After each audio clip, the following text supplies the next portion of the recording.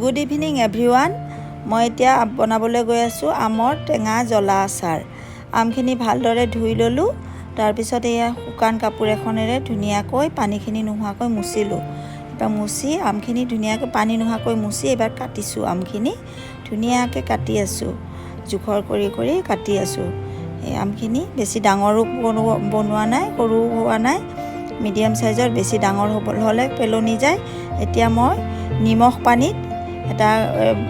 পানীত দুদিনৰ কাৰণে গামলা এটাত মিলাই লৈ তাৰপিছত এটা ডাঙৰ কণ্টেইনাৰত নিমখ পানী দি ভিজাই থৈ দিছোঁ। 3 দিনৰ কাৰণে ইয়াতে কণ্টেইনাৰ দুটাত ৰাখি দিম। 3 দিন পিছত এইখিনি উঠাই পেলাই দুখন ডলাত ৰ'দত মেলি দিলোঁ। অকণমান হালধি সানি দিছোঁ, দি ৰ'দত মেলি দিলোঁ। এদিনে ৰ'দত শুকুৱালোঁ। এদিন ৰ'দত শুকুৱাৰ পিছত লৈ আনিলোঁ। আনি পেলাই ইয়াতে এইখিনি মছলা দিছোঁ, নিমখ দিলোঁ, হালধি দিলোঁ।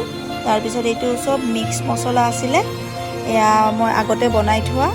তাত চব জিৰা, ধনিয়া, গোটা ধনিয়া, গোটা জিৰা, সৰিয়হ, তাৰপিছত এনেকৈ গোটেই আজৱাইন, পাঁচফোৰণ চব মিলাই বনাই থোৱা আচাৰ মছলাখিনি দিলোঁ। তাত 1 কাপ সৰিয়হৰ তেল দিলোঁ। এই মছলাখিনি মিলাই লৈছোঁ।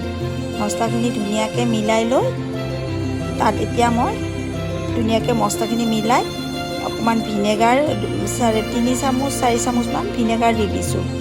ভিনেগাৰখন 3-4 চামুচমান দি দিলে হৈ যায়, বেছি নিদিলেও কথা নাই।